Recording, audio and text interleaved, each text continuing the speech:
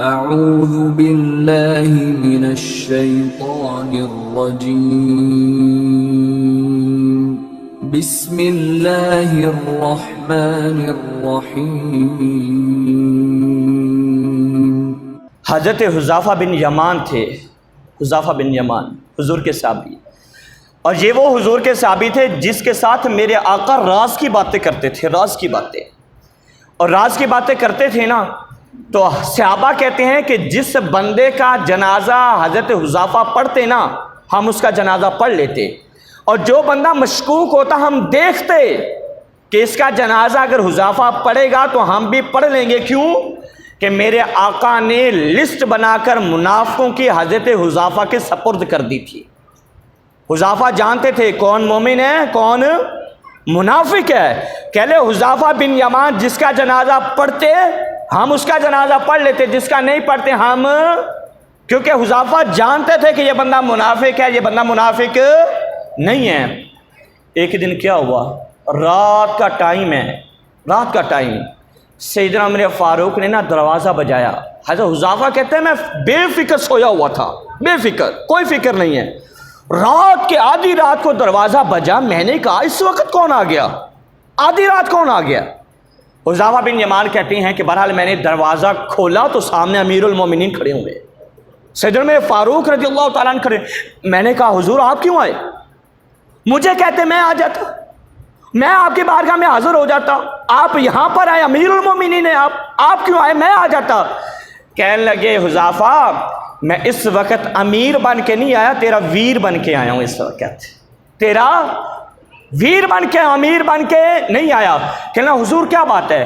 کہنا میں اپنے گھر کے اندر بھی لے کر آیا، چارپائی بھی بٹھایا، چارپائی کے بٹھانے کے بعد میں نے کہا میں غریب ہوں، حذیفہ بن یمان میں غریب ہوں، میں آپ کے کیا کام آ سکتا ہوں؟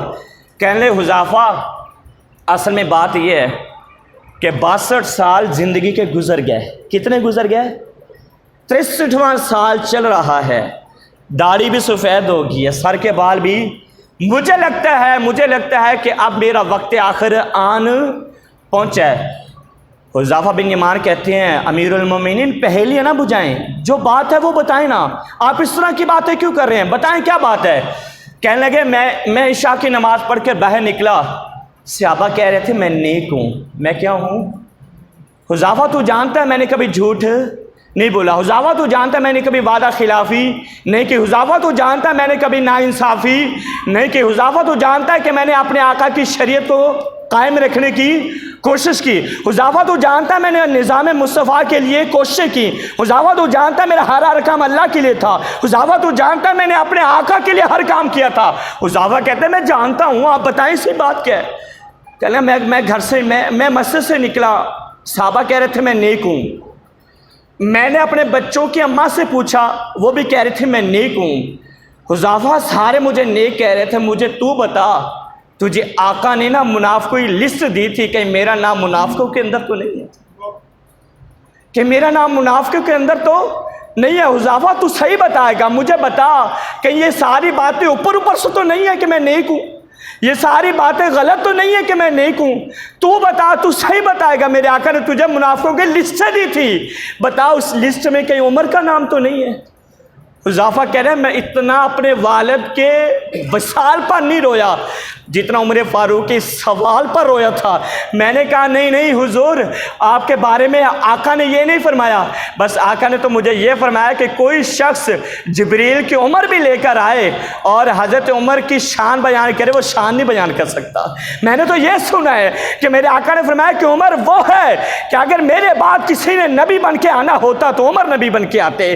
آقا سے میں نے یہ سنا ہے، میرے آقا فرماتے ہیں کہ عمر جس راستے سے گزرتا ہے شیطان بھی اپنا راستہ بدل لیتا ہے۔ آقا نے آپ کے بارے میں ایسا کچھ نہیں فرمایا، آپ پریشان نہ ہو۔ سیدنا عمر فاروق رضی اللہ تعالیٰ عنہ یہ تھے، اپنا حساب کرتے تھے، اور آج حالت یہ ہے کہ ہم دوسروں کا حساب کرتے ہیں، اپنا حساب بھی کر کے دیکھیں، تھوڑا سا اپنے اندر جھانک کر دیکھیں گے تو یقین جانیں کہ ہمیں اپنے سے برا کوئی نظر نہیں آئے گا۔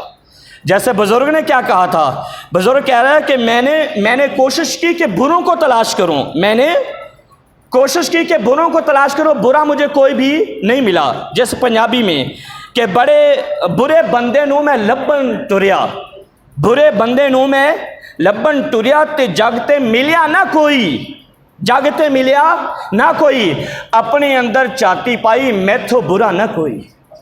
اپنے اندر وہ کریں، جھانک کر دیکھیں، اپنا گریبان کھولیں، پھر نظر آئے گا کہ ہم سے زیادہ برا نہیں ہے۔ اللہ کا فرمایا یا ایھا الذین آمنوا اتقوا اللہ ولتنظر، اے ایمان والو ڈرو اور دیکھو کہ تم نے کل کے لیے کیا تیار کے رکھا ہے، نظر کرو کہ تمہاری تیاری کیا ہے، نظر کرو کہ تم نے قبر کے لیے کیا تیار کر کے رکھا۔ وَلْتَنْظُرْ نَفْسٌ مَا قَدَّمَتْ لِغَدٍ وَاتَّقُوا اللَّهَ إِنَّ اللَّهَ خَبِيرٌ بِمَا تَعْمَلُونَ۔